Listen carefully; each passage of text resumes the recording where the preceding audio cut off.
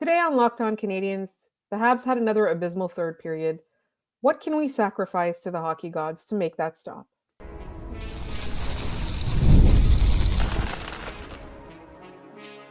You're Locked On Canadiens, your daily podcast on the Montreal Canadiens, part of the Locked On Podcast Network, your team every day. Hi there, everyone, and welcome to episode 1204 of Locked On Canadiens. Today's episode is brought to you by FanDuel. You can start the season with a big return on FanDuel. New customers can place a $5 bet, and you'll get started with $150 in bonus bets if you win your first $5 bet. Visit FanDuel.com to get started. My name is Laura Saab, also known as The Active Stick, and I'm joined by my wonderful co-host, Ian Boisvert, as always, known as Maybe It's Ian. Ian, there's so much to talk about, and all of it, or no, most of it is not good. But here's the thing, listeners. We are going to talk about the Canadiens' abysmal third periods. We have to talk about that game. That is our job. But there's so much fun packed into this episode, including a fun twist on our usual daily trivia, and a contest, and the mailbag. There's some fun questions in the mailbag. So please, remember that this is going to be a fun episode after we have a little bit of a group therapy session first. Yeah. First of all, if you're listening to this, we love you. After a game like that, I would imagine it's difficult clicking on anything Canadiens related today. So thank you for continuing to tune into the show. We hope we can make it worth your while. And maybe this can be cathartic for all of us, because I think we all need a minute to talk about what we just saw unfold. Laura, what goes through your mind after a game like that? So for me, I just kept thinking, you're doing okay. Just hold on. Hold on. You're doing okay. You're doing fine. It's not going to be like all the other times. And that was true. It wasn't like all the other times, because instead it was worse. I don't understand what happens to this team in the third period. I honestly have no idea how it all falls apart. We've seen this team play so many good games in the last few weeks, or so many good periods in the last few weeks. And then all of a sudden, the last couple of games, it's like they've forgotten how to play hockey all over again, and nobody can save them. Yeah. I said this, I posted this on Blue Sky headed into the third period. I said, they're in this game. It's been back and forth. They've had good moments. They've had bad moments. They are in this game, just like they were both games against Washington, just like they were both games against Pittsburgh before this one. They need to figure out a way to win games in the third period, not just not lose them like we've seen in, the case of the Anaheim overtime game, which they barely snuck into overtime, or the Columbus game where they barely snuck into overtime. Okay, right? but I will take not losing over this. Absolutely. There are degrees to this, right? But the ultimate goal of building this team is to build a team that can go into the third period and take it away from you. We're looking at a Rangers team this year that has completely fallen apart. That's one thing they have forgotten how to do. Last year, the New York Rangers, they stole so many games in the third period. You go back and you look at their record and you look at their play in the third period. They won so many of those games because they knew with this team, we're never out of it. Montreal, it seems like the inverse. It seems like these guys get to the third period and they're close and they're already kind of like, it's over. They went into the third down a goal. It was 3-2. They lost by a touchdown. Like that's just, and I don't understand the Montembeault pull here. I understand you don't want him to be out there for this, but there's 11 minutes left.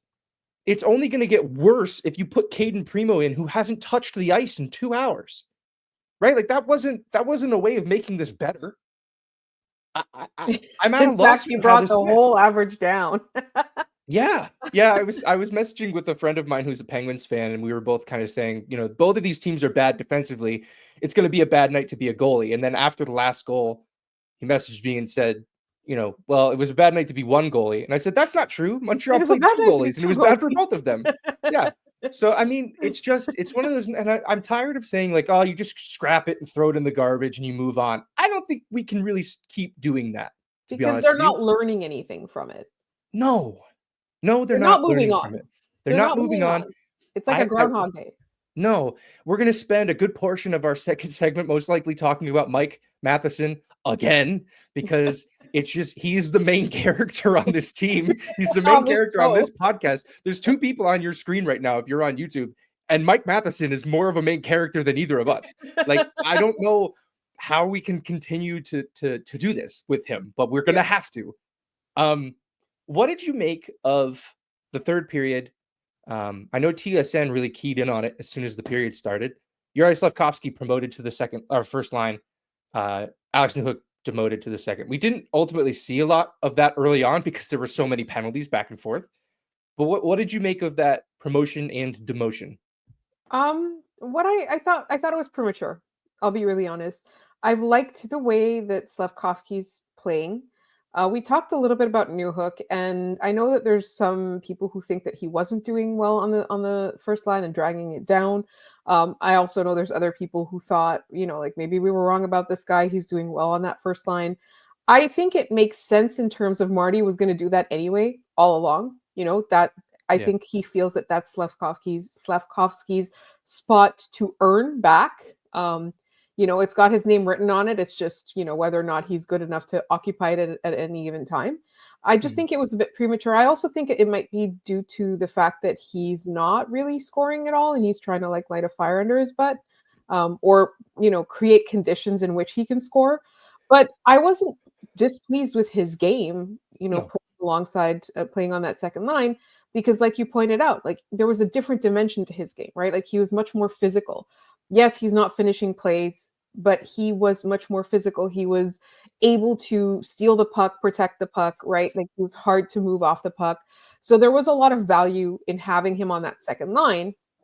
I think it's just that Marty probably all along thought, all right, like Newhook's going to be on that second line and Slavkovsky's going to be at that first line. There's no time like the present to do it. I think it was just a little bit premature, to be honest. And I find that it doesn't help matters when you do that in a situation where they're in tough, right? Like you want to do that when they're riding a high.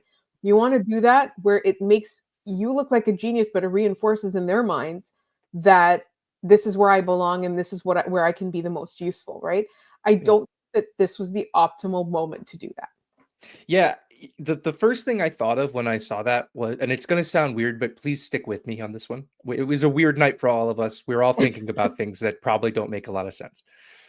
Claude Julien days, when he still had Alex Galchenyuk on that team, right? He was using Alex Galchenyuk on the fourth line on the wing. And then late in games, if he needed some offense and they had an offensive zone draw and they had the net pulled, he had Alex Galchenyuk taking the faceoff. And it was like, you're not putting this player in a position to succeed by doing any of this, right? This is obviously on a much smaller scale, but it kind of came off as like, all right, you're right, go save the game for us, right? Like that's kind of what it feels like. But I think what it ultimately came down to was, I think Nick and Cole were going tonight. I thought they looked pretty good, before the game got completely out of hand. They scored early on a goal that looked like the one that they scored against Toronto in the playoffs in overtime, where Chris Letang made a great pass to Cole Caulfield and the Canadiens were able to get out of the zone. And I thought every puck that was on Alex Newhook's stick, the play was dying. Like he just could not generate anything. And that's the danger with that player is that's sort of his MO at this point in his career, is like he doesn't generate, and a lot of plays end on his stick. He doesn't have an assist, I don't think. He only has goals because he just like the play literally dies on his stick. It's either not going, it either goes back the other way or it's in the net. And I thought Yuri Slafkovsky through the first two periods, I think he would have been a lot more productive had every time he tried to enter the zone, two Penguins not hung on him. Right. Like I thought that was absurd, that like the amount of holding they let the Penguins get away with on Yuri Slafkovsky. Like, every time he went in, they grabbed him. They ended up calling a penalty on someone on the Penguins late in the game for that exact thing. But the game, it was 9-2. Like it was over. And they finally decided, okay, that's a penalty now. So I liked Slafkovsky's game because he was trying to push through the Penguins. He was trying to create, despite the fact that he was just getting manhandled the entire game. But that is what it is. I wonder if we'll see it against Winnipeg on Saturday, if we'll see Montreal go back to, Newhook on the top line and Slafkovsky on the second, or if we see an entire shakeup now. I really don't know what to make of this. Everyone on a different line. I saw someone commenting that Heineman should be promoted. I think I don't think they're necessarily going to do that, but it's an intriguing idea. Ian, you thought of it a couple of episodes ago. Before we get into our next segment, in which we are going to not dissect, we did that. We're going to talk about what the Canadiens can do to stop doing this in the third period. I did want to shout out our friends at the Pittsburgh Tigers hockey team again. They held a watch party. They were auctioning off, funnily enough, a Brian Rust signed stick. Wow. As a in their raffle, and maybe they're responsible for that hat trick, but I just want to just shout them out because they do everything to make hockey more welcoming and inclusive for everybody. It's an organization that I truly support. It's a team that I truly support, and I hope they had fun at least. That's the one silver lining. But we're going to talk about how the Canadiens can stop doing this in our next segment.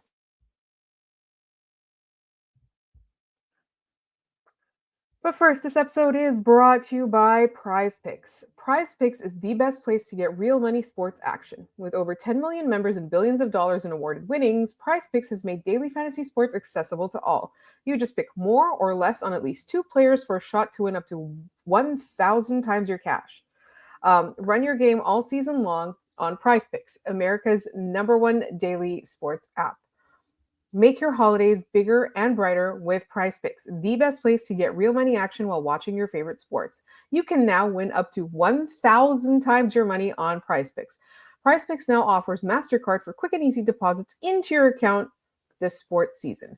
Join now because this holiday season, Prize Picks is giving away 2 free picks in December, and they're giving away $30+ million in rewards during Picksmas.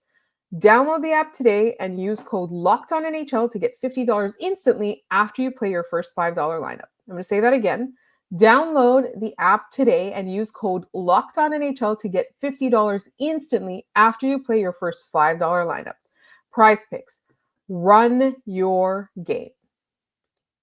This episode is also brought to you by FanDuel. You hear us talk about FanDuel a lot, and it is because it is America's #1 sportsbook, and that's for a reason. It's so easy to use, and you can find everything you need on the FanDuel app.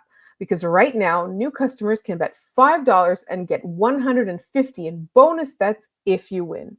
The FanDuel Sportsbook app gives you everything you need to place live bets on the NFL all in one place.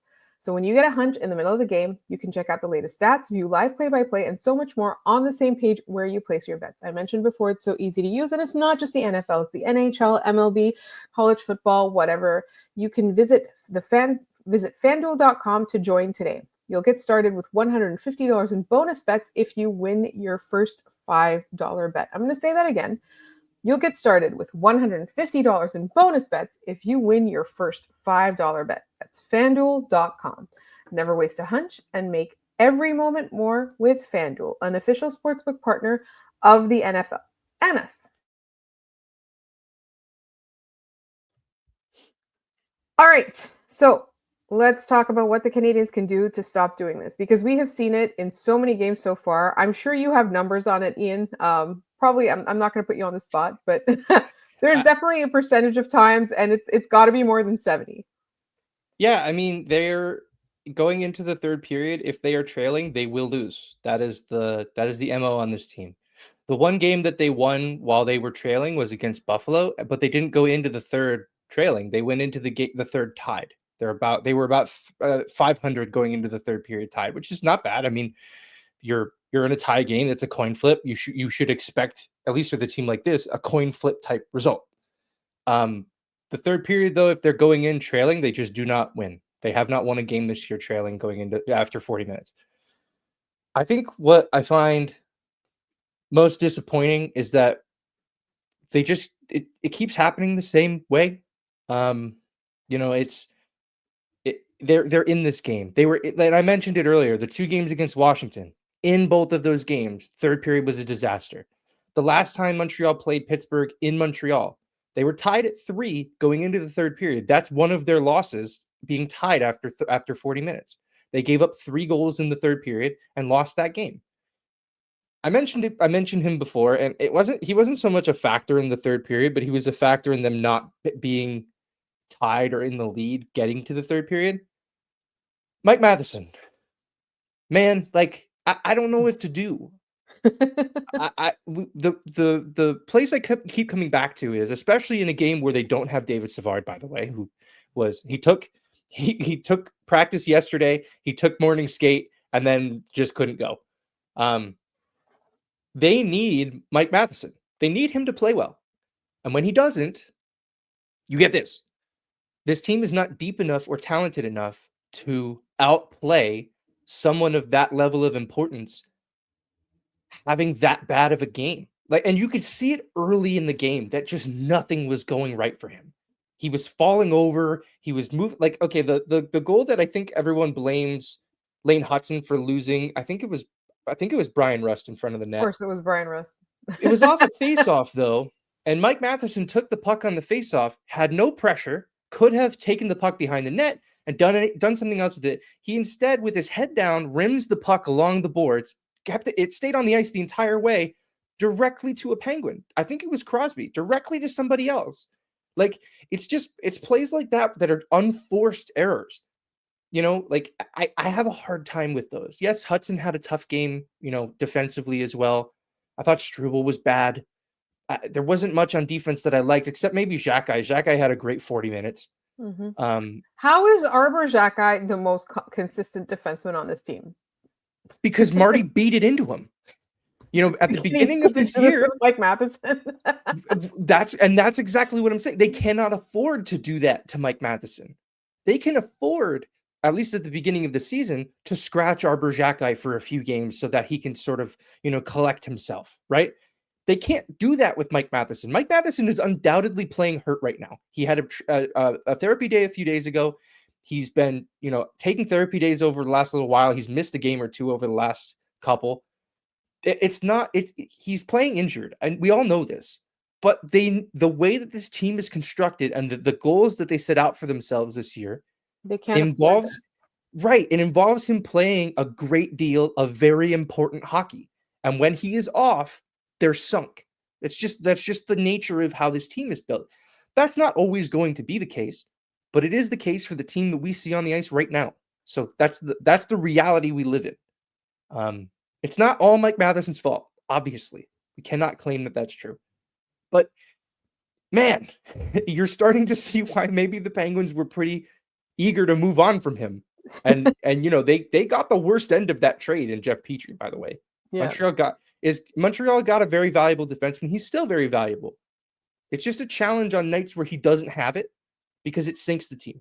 He's maddeningly inconsistent. Yes. And I think what they can do, honestly, to stop doing this is to figure out a way to survive without Mike Matheson. And the reason that I say this is because, one, he's injured. He might be out for a long time at some point. Every time we see him leave the lineup, they're screwed. Every time he comes back in the lineup, it's dependent on if he's good or not, right? the team, so he's so important. And the Canadiens simply do not have the depth to live without him, but they need to work on that, right? They need to get Caden Gooley ready to play there or something, right? In the absence of other options right now, they need to figure out a stopgap between when this team is contending and now, or between now and when this team starts contending, right? Because if they continue on this track, they're never going to make any progress because they're consistently going to be hemmed in their own zone. They're consistently going to be giving the puck away to the opponent. And nobody is going to be making progress because that's what they're going to get stuck doing, right?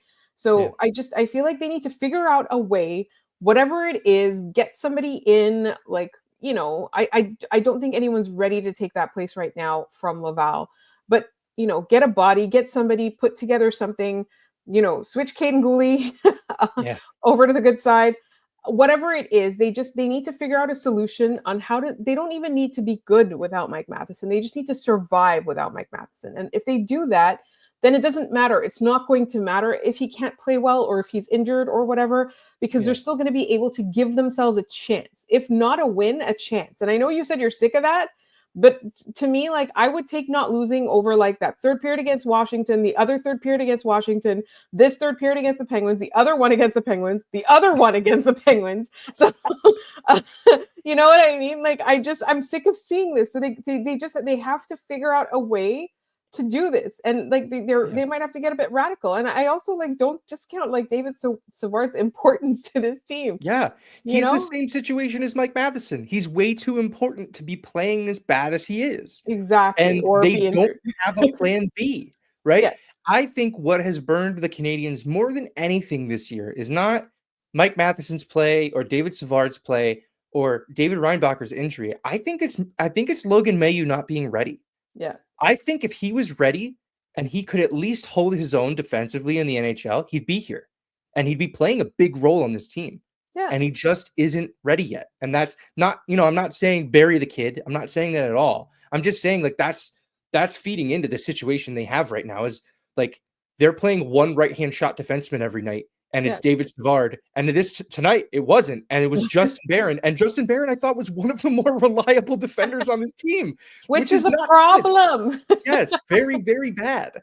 So I just like they're just until they make a move and they get another right-hand shot defenseman, this is the team you're going to see. Yeah, I think so. And so maybe it's time for them to kind of invest off ice in Logan Mailloux. Like he's doing fine in the AHL. He's doing well in the AHL. He just can't translate that game to the NHL level. So like, have him spend some extra sessions. I don't know what it is. Work on him. Like, you have deep pockets, spend some money on that. Because again, they need to figure out how to live without these guys. And and as I said, nobody's ready in Laval. Like Ian called him out, he's not ready. They need to figure it out. But we have to do our mailbag because it is the most fun thing we get to do every week. And it doesn't matter if the Canadiens have an abysmal game, we are still going to have some fun. And that's coming up in just one moment here on Locked On Canadiens.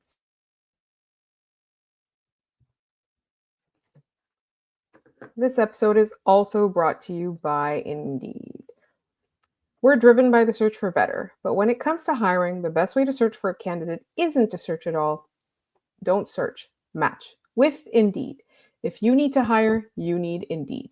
Indeed is your matching and hiring platform with over 350 million global monthly visitors, according to Indeed data, and a matching search engine that helps you find quality candidates fast. One of the things that I love about Indeed is that it makes everything so easy. It takes all the busy work out of hiring so you can focus on matching with the right candidate and getting the right candidate for your role, because hiring is one of the most important things. If you run a business, if you have a role where hiring is one of your responsibilities, it could literally make or break your entire year.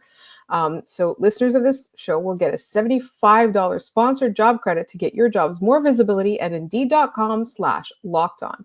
Just go to Indeed.com/lockedon right now and support our show by saying you heard about Indeed on this podcast. Indeed.com/lockedon. Terms and conditions apply. Need to hire? You need Indeed.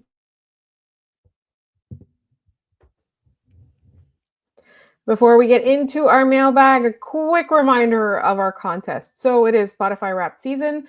Ian is proudly displaying a piece of memorabilia that he has. Do we call that memorabilia? It's a signed picture of Carey Price.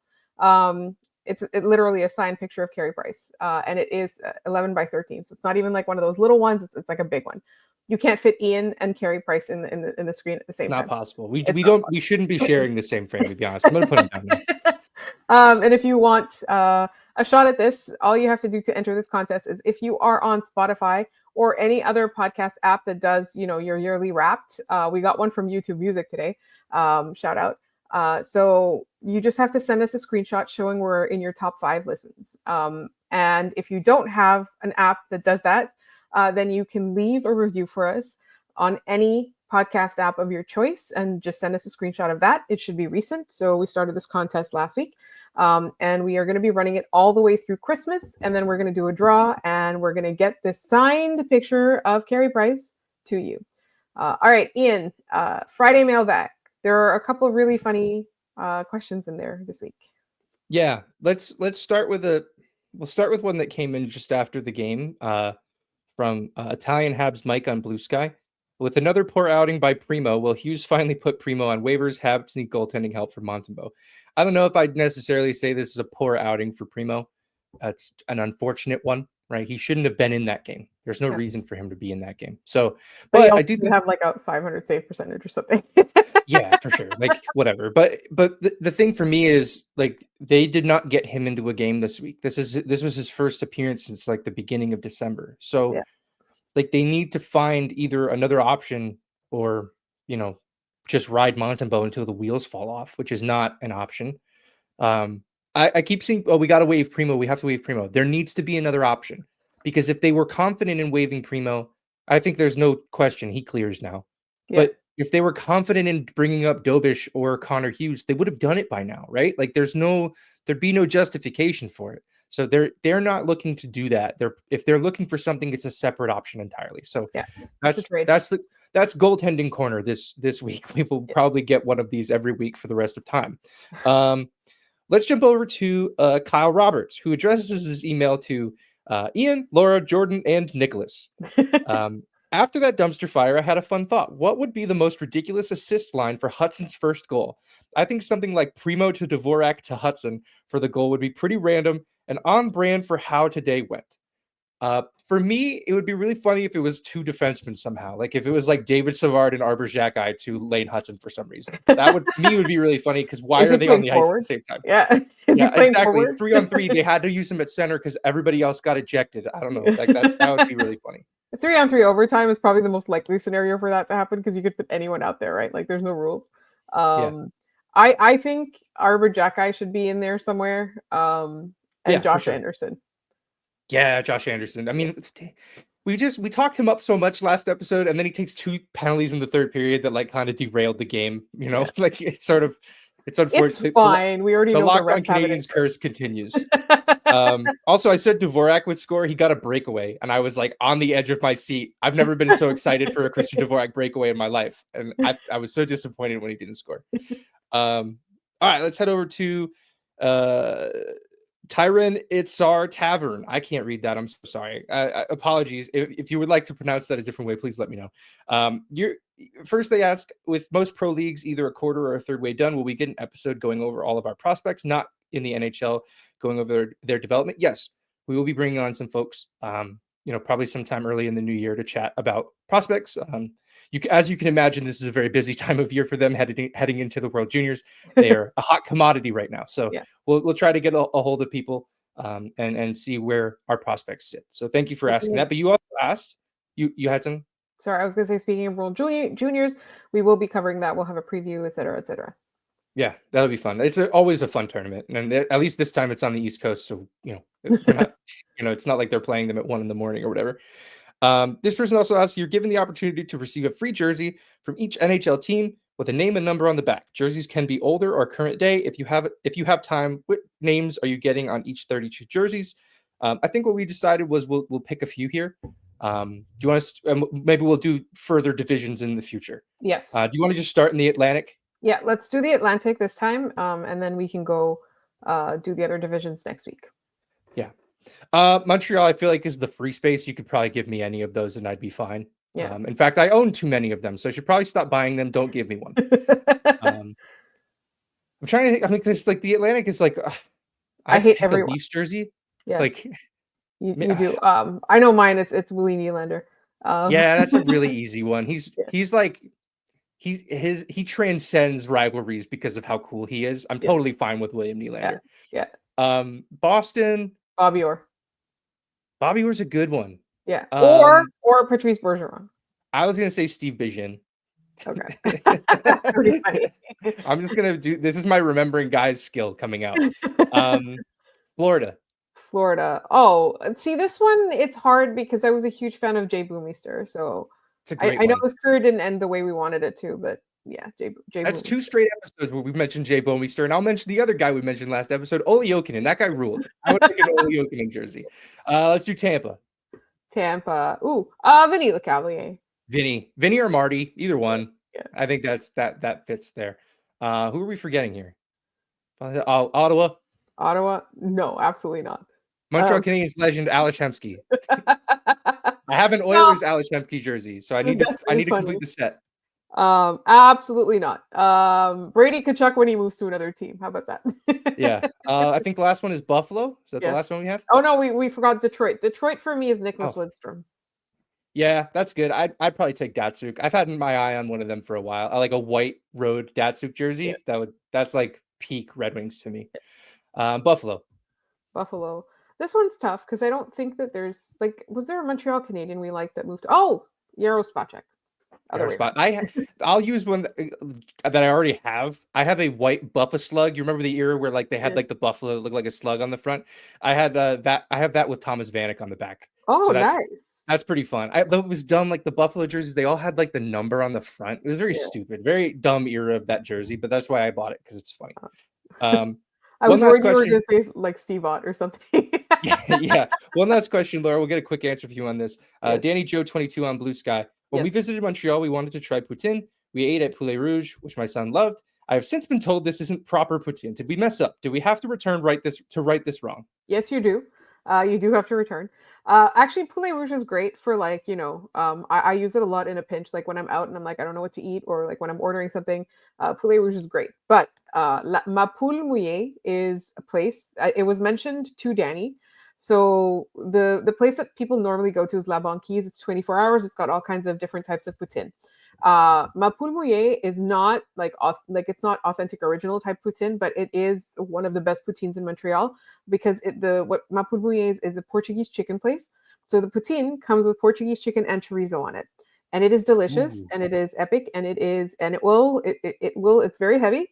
But I recommend everyone try it. But next time you come, make some time to go to Quebec City because Ashton has the best poutine in Quebec, is what I'm told. And that's where you're supposed to go. And I can't vouch because every time I go there, I can't find one. So, and I it's not like I go to Quebec City a whole lot, but still. But if you do come here, you should come here and maybe do a poutine crawl. We'll find you a bunch of places. But yes, the person who responded with Ma Poule Mouillée to you on Blue Sky was 100% right. Yeah. When I'm up in Montreal next, you will be my poutine Sherpa and taking Yes. me around. Oh, we're going to all the food places. Yeah, I can't wait. That's gonna rip. Okay. Yeah. Trivia, and then we'll head out of here. Yes. Penguins, they swept the Habs last year. They swept the Canadiens this year. When was the last time the Canadiens swept the Penguins? And G.I. Joe on YouTube, which is a great name, they have this one right, the 2022-23 season. So now we are on 3 straight seasons where one of these teams has swept the other one. A 3-2 and a 5-4 overtime win and a 6-4 win. The 3-2 win, Doc had the game-winning goal. I believe it was his first goal as a Montreal Canadian. And then the 5-4 win in overtime, Mike Hoffman had your overtime winner, which is always funny to remember that he was a Montreal Canadian. That was Bergevin's dying breath move as general manager, and I will never forget it. All right, today's question. This one's simple, and it's objective, or subjective, I should say, and I will be judging whoever gets this one the most correct. Remember a guy. Make me feel better about the game on Friday. Make yourself feel better. Remember a time, remember a guy. Whoever remembers the guy I think is the funniest, I will shout them out on the next episode. This is very simple. I'm Just claiming remember a Douglas guy. Murray. It could be. I mean, but you just said it. So, like, I'll take another one off the board because I think he's my favorite one to remember. Petteri Nokalainen. That's a guy. Like that. These are the kinds of players we want. So put those down in the comments. Mike We will Blunden. shout out. We will. Sorry. Mike Blunden. Laura and I will converse. We will share the options together. We will come up with who we think is our favorite, and we will shout them out on the next episode. So good luck. This is just a fun exercise in creativity. Have fun with it. All right. You heard that. And so we will be back on Monday with hopefully a better game to recap. Plus, obviously, our weekly recap and a lot of fun stuff. Next week, we do have an episode planned where we talk about some really funny things that happen in hockey history. And that'll be in our preview for the Buffalo game, assuming the Montreal Canadiens do not waive Caden Primo or trade him or something at this point. And so make sure you are subscribed to this podcast wherever you get your podcasts, as well as on YouTube. We are free and available everywhere as part of the Locked On Podcast Network, where you get your team every day. You can find us anywhere. You can email us at lockedoncanadiens@gmail.com. Our Instagram is Locked On Canadiens. Our TikTok is Locked On Canadiens. Our Blue Sky is Locked On Canadiens. Everything is just Locked On Canadiens. You can find us. Please keep in touch with us. Do not forget our contest. Thank you so much for listening, and we will talk to you on Monday.